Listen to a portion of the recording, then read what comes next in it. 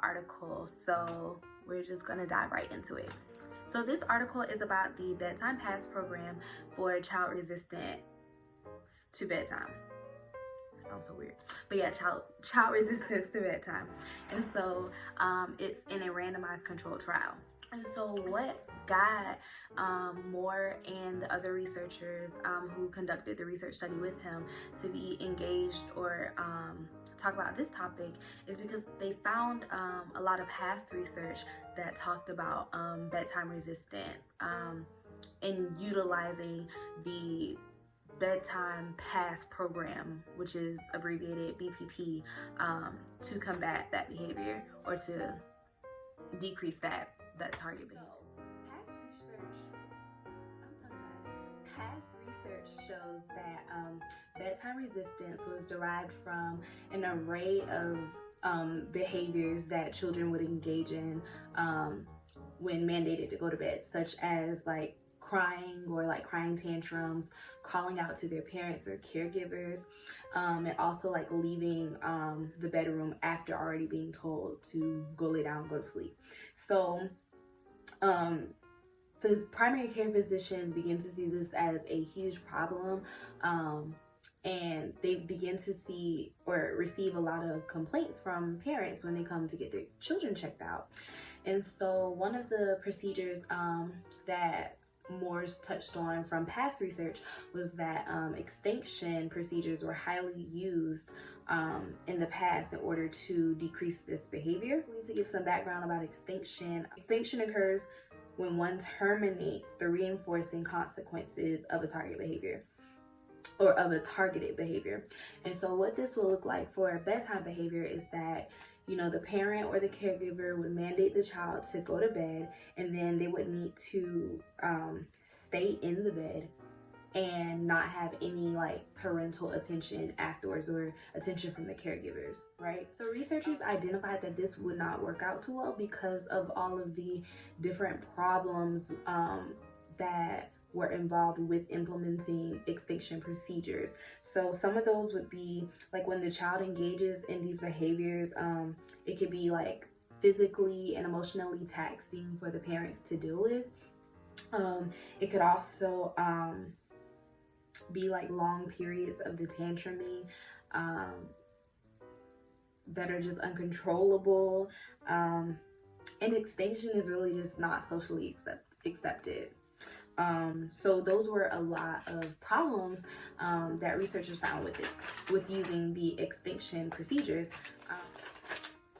It's highly rare that the extinction procedures would be implemented with compliance like all the way through. And so as research began to expand, graduated extinction, did I say that right? Yeah, graduated extinction was implemented by Richard Ferber. And so it was deemed to be effective by multiple researchers. However, it still was not socially acceptable to parents, and it still was, from their point of view, like a hassle to deal with. So then BPP was found to be more acceptable and more of a conducive procedure to dealing with those target behaviors. And so the procedure involves 4 steps. And so number 1 would be mandating the child to go to bed.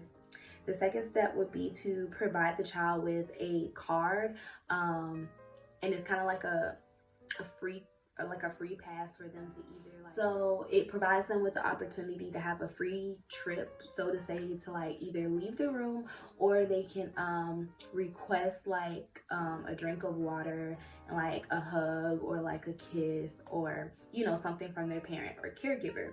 And then once that request has been fulfilled, then the card is to be taken away from them without being given back, and then the behavior is placed on extinction. And so that would be steps 1 through 4. Participants consisted of 19 children who were typically developing 3 to 6 year olds, and their families were involved, or their caregivers were involved in the experiment.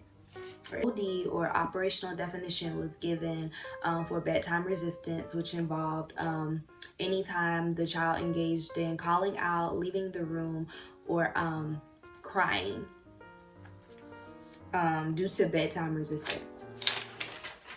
And then a sleep history questionnaire was also presented, and that sleep history questionnaire was based on 24 hours, and so it did rule out developmental delay and underlying sleep disruptors such as sleep apnea. So those things were not included in that sleep history questionnaire that was given to the parents.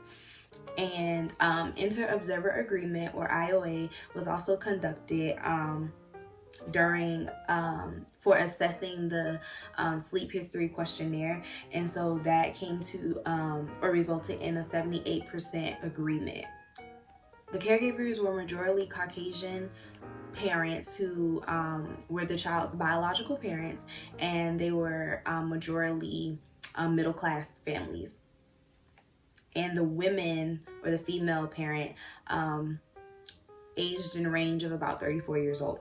For the procedures, there was a baseline monitoring phase for the first 7 nights, because the experiment took place over 2 weeks. So for the first 7 nights, it was the baseline monitoring phase.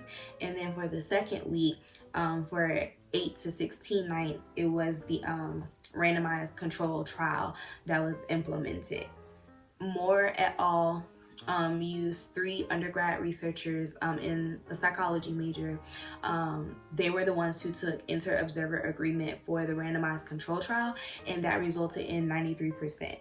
To assess the effects of treatment, only data for the last 4 days of the post-test were included, like in the overall analysis. To assess whether or not treatment led to extinction bursts, only the first 5 days of the post-test phase were used overall. Only the first 5 days of the post-test phase were compared with baseline data. And so the parents were trained basically on how to implement the BPP, and so they were given a 30-minute training visit. It looks to be to their home, and so they went over the researchers or whoever gave the training went over those 4 steps with the parents to make sure that they knew how to implement the treatment properly, and so that there would be procedural fidelity carried out. Okay, so the results showed that the BPP was highly effective in decreasing the problem behaviors of calling out, children leaving the room or crying, so those different behaviors, because the children in the randomized trial group, in the BPP, showed decreases in those behaviors over the children who were in the control group. And the researchers also implemented a 3-month follow-up after the experiment went through and they got the final results. My question to you guys would be, do you think that this BPP procedure could be used on infants from ages 1 to 2 years old? If so, why do you think so? And if not, what could be done about those behaviors occurring with 1 to 2 year olds? Even though 1-year-olds can't really give out words or anything, but they still tend to cry out or try to like escape from their cribs and things like that. And then 2-year-olds, they do have a little bit of vocabulary that they do use, so they could probably yell out to their parent throughout the night, or even cry or try to leave the room and escape their crib or bed. So yeah, that's what I would want to know. And then also, did you all identify like any other limitations to this study that were not included inside of the article?